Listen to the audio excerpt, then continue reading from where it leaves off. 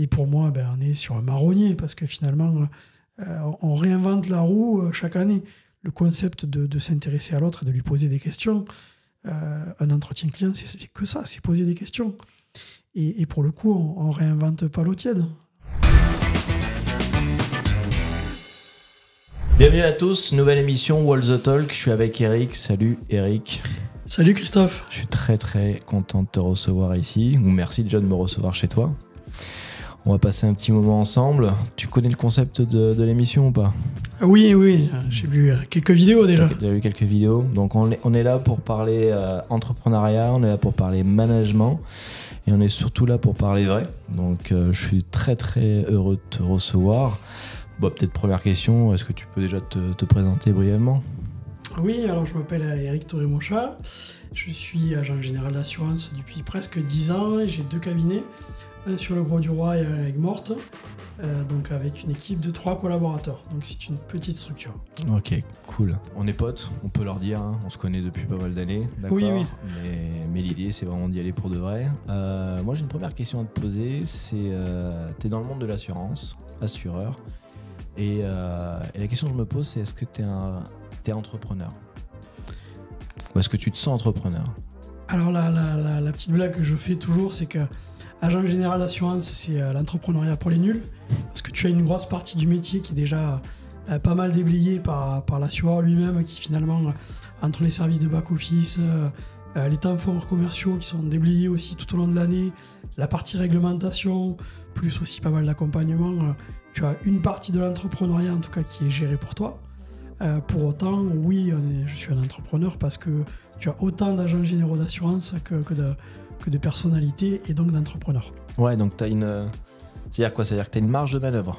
Tu as des trucs qui sont imposés par la marque et tu as des espaces sur lesquels tu as le droit d'entreprendre, tester, expérimenter, etc. C'est ça ?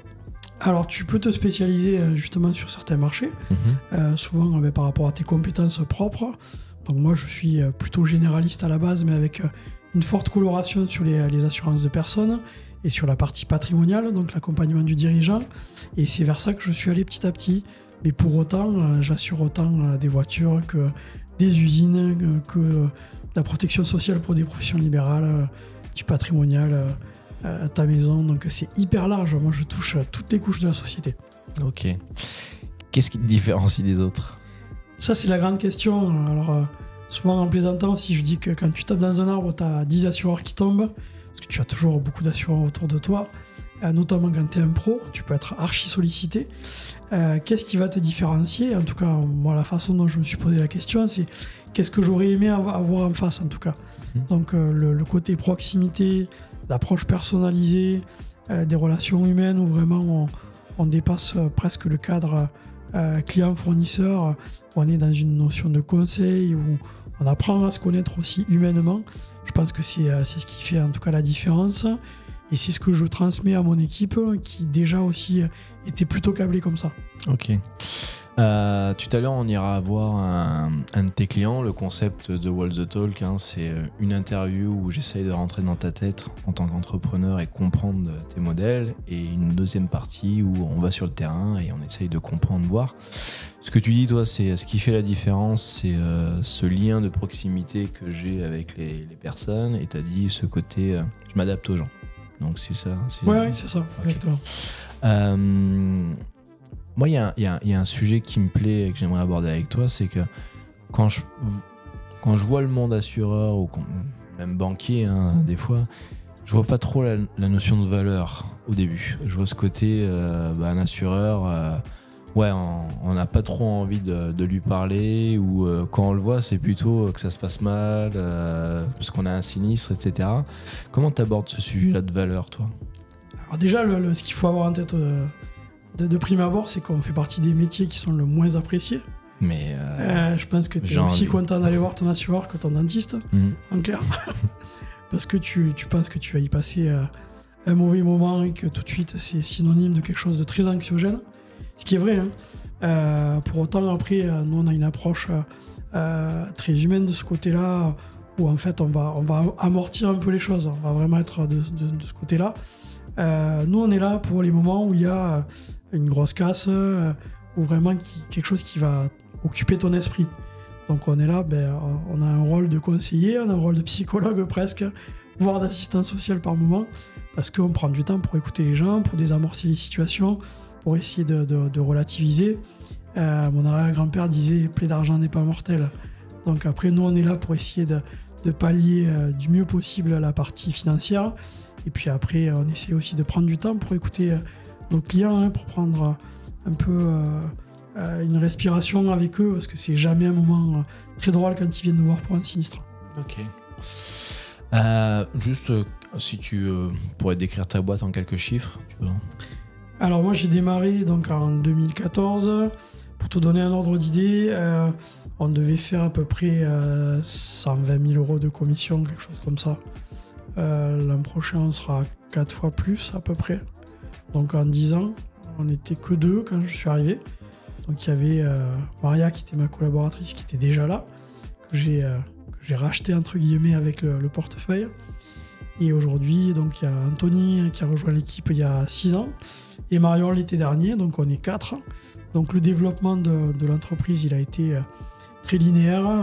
C'est assez étonnant parce que en étant dans une petite rue au Grau-du-Roi, petit cabinet de bord de mer, on a au bout de 2 ans et demi, on a assuré une grosse ETI de la région qui doit faire 500 millions d'euros maintenant. Donc j'en discutais une fois avec l'actionnaire, j'ai dit, mais vous vous rendez compte, c'est assuré par un petit assureur de quartier dans une rue en bord de mer, alors que vous avez la moitié de la place qui veut travailler avec vous. Donc c'était un peu la blague, mais je me suis jamais fixé de limite sur la progression du cabinet.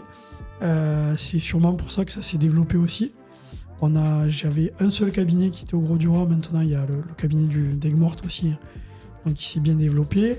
Et on a à la fois un côté très local, avec la proximité sur des gens qui sont sur le territoire, et un côté un peu plus incite, où j'ai des clients sur Paris, sur Aix, sur Marseille, sur Nîmes, sur Béziers, sur Montpellier, qui est plutôt mon territoire naturel entre guillemets, puisque je suis montpelliérain.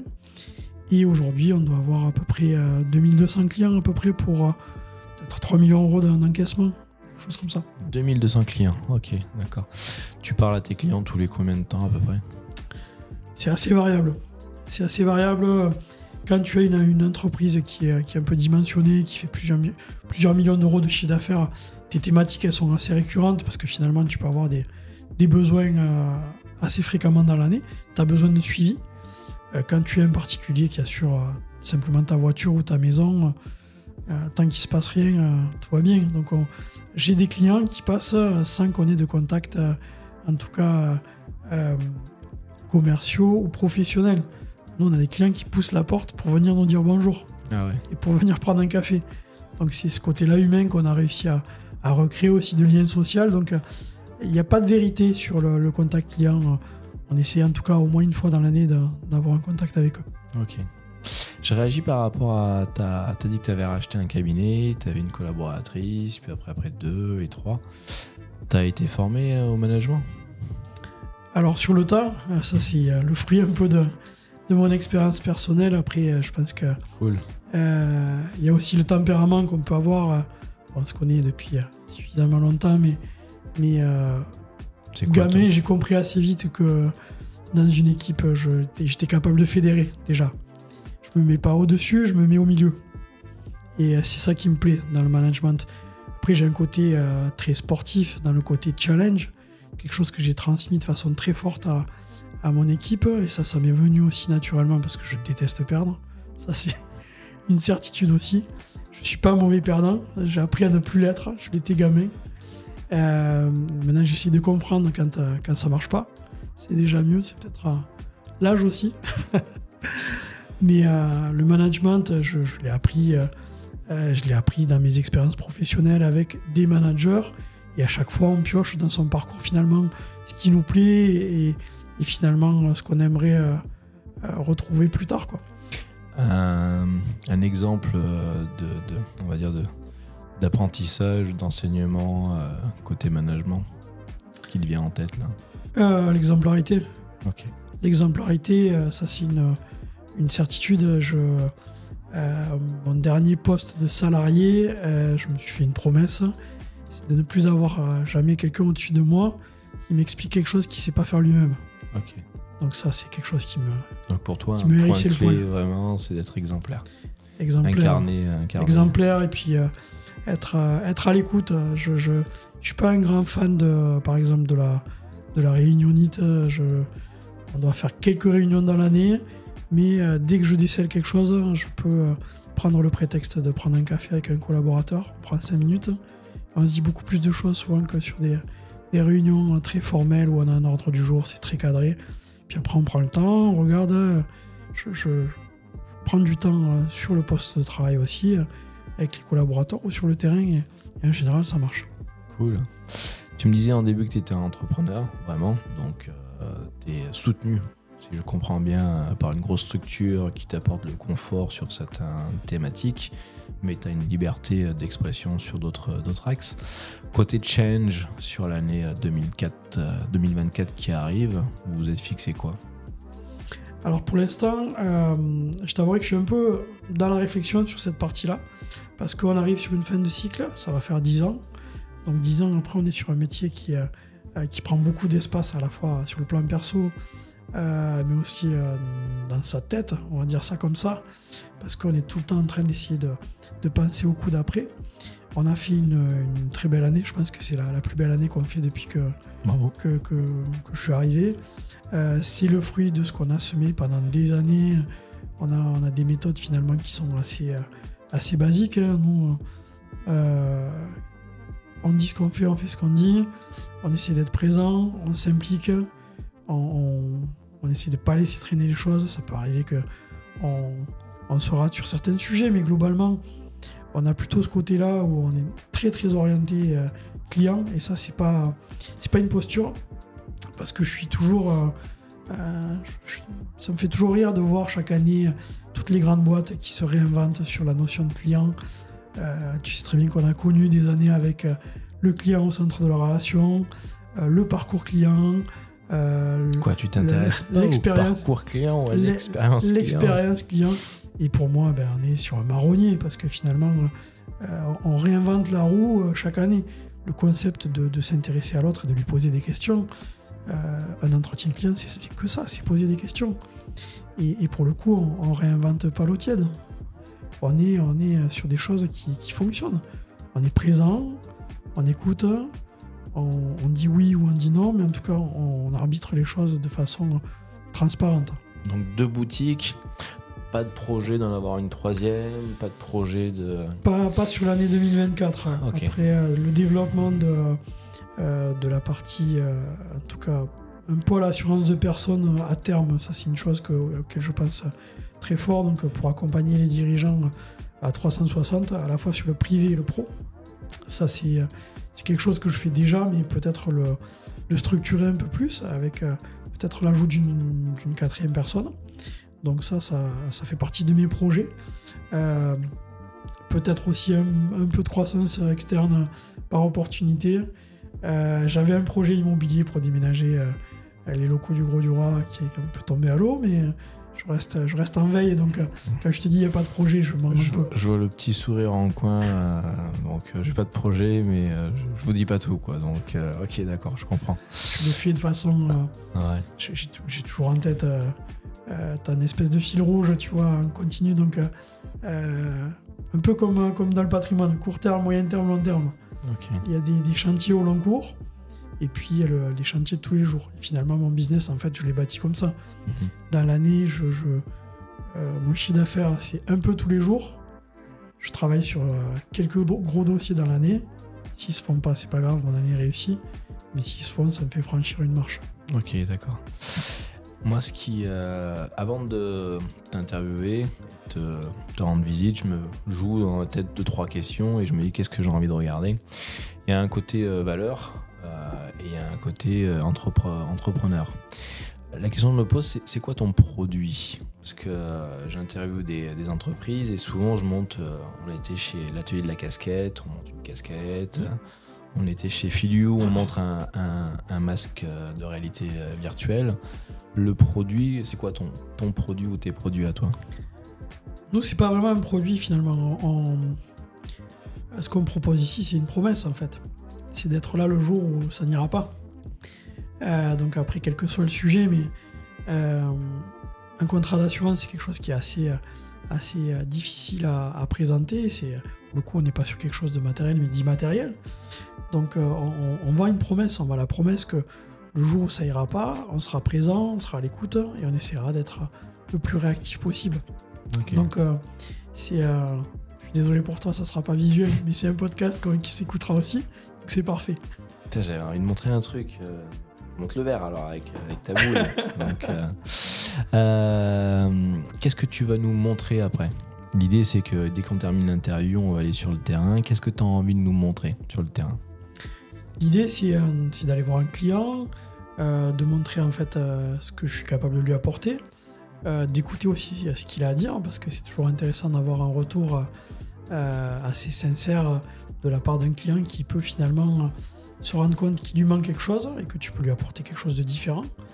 Donc, moi, ce qui m'intéresse, voilà, c'est d'être un peu poussé dans les retranchements aussi, parce qu'après, il y a plein de choses qu'on ne fait pas bien. C'est un métier en fait qui est tellement difficile. Ça m'intéresse. Qu'est-ce qui est dur dans ton métier ? Je te prends une image qui est très très basique, mais fais une to-do list le matin, tu te donnes 10 tâches à faire, tu arrives le soir, tu as plus de tâches et tu n'as rien fait de ce que tu avais prévu. Okay. Pour autant, tu as traité beaucoup de choses, parce que c'est un métier d'urgence en fait. C'est un métier où tu as du mal à planifier ta journée, il se passe toujours quelque chose. Donc c'est du support du SAV en permanence. C'est une réponse aux clients qui t'appellent en permanence pour avoir de l'aide sur leur thématique. Sur un sinistre, tu peux être appelé voilà, sur une expertise. Il peut se passer plein de choses en fait, parce que par nature en fait, nous on couvre de l'aléa, donc c'est vraiment quelque chose que tu peux pas maîtriser. Ce qui est assez ironique, c'est que j'aime bien planifier les choses, j'aime bien les contrôler. Et là, pour le coup, il y a tellement de choses qui m'échappent. Donc, il y a une espèce de combat intérieur qui se joue en permanence. Ok, d'accord. Je vois beaucoup de t-shirts, de maillots, donc le hand, etc., etc. Tu te fais plaisir ? Tu le fais pour toi ? Tu le fais pour la boîte ? Pourquoi tu le fais ? Je le fais parce que dans le sport, j'y trouve beaucoup de parallèles avec l'entreprise. Ouais. Ça, c'est la première chose. Notamment, alors que ça soit le sport amateur ou le sport de haut niveau, peu importe. Parce qu'on est toujours dans la notion de dépassement de soi, de challenge, de travail en équipe. Donc ça, c'est vraiment les points communs que je trouve avec mon activité. Alors, j'y prends plaisir parce que j'adore le sport. Ça, c'est une certitude. Je suis toujours très heureux de donner un coup de main à un club, à des gamins, comme on l'a fait récemment avec le club de handball là, de Terre de Camargue, que j'ai mixé avec notre partenariat que j'ai avec le Montpellier Handball. Faire rentrer des gamins avec les joueurs pros en démarrage de match, je sais qu'ils s'en souviendront toute leur vie. Et ça a plus de poids, c'est plus pertinent pour moi de faire ça que de leur offrir un jeu de maillot. Ouais, ok. Parce que ce côté-là, c'est ce que j'aurais aimé faire quand j'étais gamin. Donc j'aime ça. Après, il y a forcément une histoire de communication, d'image. Ça, c'est une façon aussi de communiquer et de faire de la pub. Il y a aussi une façon aussi d'agrandir son réseau, de faire du business. Ça, c'est une certitude. Mais au-delà de ça, je pense que en tant qu'entrepreneur, sur un territoire, on a un rôle à jouer, un rôle sociétal. Moi, je trouve qu'on a une espèce de responsabilité. Les gens nous font confiance. Ils nous permettent de développer nos entreprises. Et je trouve normal aussi de rendre un peu l'appareil, de réinjecter un peu dans ce territoire-là, parce que les gens nous ont fait confiance et je trouve qu'on a un côté lien social. Alors, ce qui est assez marrant, c'est que pendant la crise du Covid, beaucoup de politiques ont joué sur le clivage entre l'assureur et les clients qui étaient délaissés, surtout sur certaines professions qu'on disait peu accompagnés. Mais ce qu'ils disent pas non plus, c'est que globalement, nous, toute l'année, on s'investit dans des associations de commerçants, dans des clubs de chefs d'entreprise, on donne du temps, on finance la kermesse de l'école, le club de foot, des associations caritatives. Donc on a un vrai rôle social, on est très complémentaires de ce que peuvent faire les pouvoirs publics. Donc moi je suis pas pour opposer les choses. on a un rôle qui est important, qui est souvent peu compris, et l'amalgame peut être fait entre l'assureur et l'intermédiaire, mais quand par exemple le club de foot du Gros-du-Roi, il a mon logo sur son maillot, c'est pas l'assureur qui paye, c'est moi. Donc c'est toujours difficile d'expliquer aux gens que on est une entreprise qu'il faut dissocier de l'assureur derrière. Okay. J'aime beaucoup, je réagis et je me dis même qu'on peut terminer là-dessus. C'est ce rôle finalement que tu as dans la société. C'est-à-dire que tu t'accompagnes. Le produit, c'est pas un produit packagé que tu poses sur la table. Le produit, c'est Maria, Anthony, Eric qui est en contact de vraies personnes. Et Marion, excuse-moi, en vrai contact avec les clients pour comprendre ce qu'ils veulent et les accompagner au mieux. J'aime beaucoup ce que tu dis sur le rôle sociétal. Finalement, tu joues un rôle et tu rends finalement à travers ça. Si j'avais une dernière question, ta profession, elle est challengée sur quoi ? Aujourd'hui, le vrai enjeu, il est... on parlait de proximité, je pense qu'il sera vraiment sur ce plan-là. Tout se digitalise. Je t'en avais parlé déjà à plusieurs reprises. On voit beaucoup d'agences bancaires ou de réseaux bancaires en fait, qui ferment des points de vente physiques.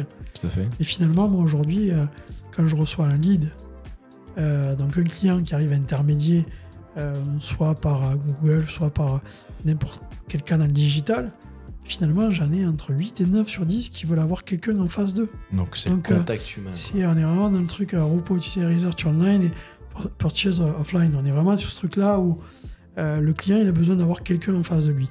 Donc tu as cet enjeu-là qui est important où finalement j'irai toujours à contre-courant de ce truc-là.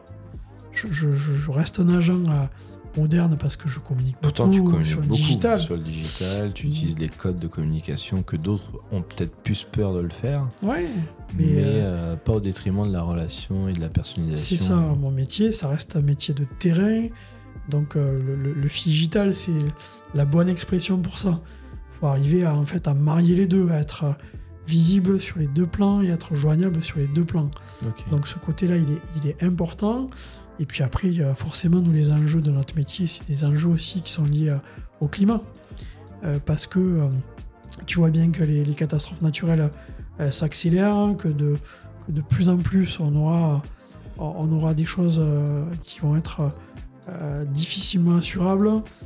Donc on le sait, donc ça, notre métier, il évolue beaucoup pour cette raison-là. D'accord, donc l'environnement évolue et donc la notion de risque évolue et Exactement. Donc vous devez évoluer aussi. Tu prends un autre sujet qui est propre à la France, le désengagement de la Sécu, la réforme des retraites, ça a un impact sur mon métier. Parce que quand la sécurité sociale se désengage, elle laisse porter le poids à la fois à l'entreprise et à la fois à l'assureur. Donc l'assureur, en fait, aujourd'hui, là, quand on prend les mutuelles qui explosent, les journaux s'en font un marronnier inépuisable. Pour 100 € de cotisation, tu as 120 € de dépenses. C'est une réalité. Donc ton modèle ne tient plus. Donc il y a ce côté-là. Les retraites, forcément, il y a un impact parce que la répartition touche un peu ses limites. Donc la capitalisation prend une place importante. Donc nous, assureurs, on a des solutions pour ça. Okay. Et c'est pas des solutions bancaires à la base, c'est des solutions assurantielles. Donc de la même façon, il faut qu'on soit présent aussi sur cette partie-là. Donc finalement, notre métier, toutes les évolutions que tu peux avoir à la fois environnementales, réglementaires et même sociétales, j'ai envie de te dire, assurer une trottinette électrique il y a 10 ans, c'était impensable. La colocation, Uber, c'est des nouveaux modèles pour nous. L'autopartage, ça c'est des choses qu'on ne savait pas faire. Et il a fallu s'adapter. Okay. Donc du coup, on est tout le temps en train d'évoluer. Donc il faut bouger en permanence, s'adapter. Il faut être agile, c'est ça. Ouais, ouf, alors là, ne relance pas une pièce sur l'agilité. Je te remercie, j'ai hâte d'aller sur le terrain avec toi, voir et discuter. Il s'appelle comment le client qu'on va... Il s'appelle Nicolas. Nicolas, donc je vous remercie, merci énormément. J'ai passé un super moment. Je vous donne rendez-vous pour la visite sur le terrain avec Nicolas. Est-ce que tu as passé un bon moment ? Je passe toujours un très bon moment avec toi. Bon, moi aussi. Merci beaucoup. Je vous dis à bientôt pour un prochain épisode. Bye bye. Merci.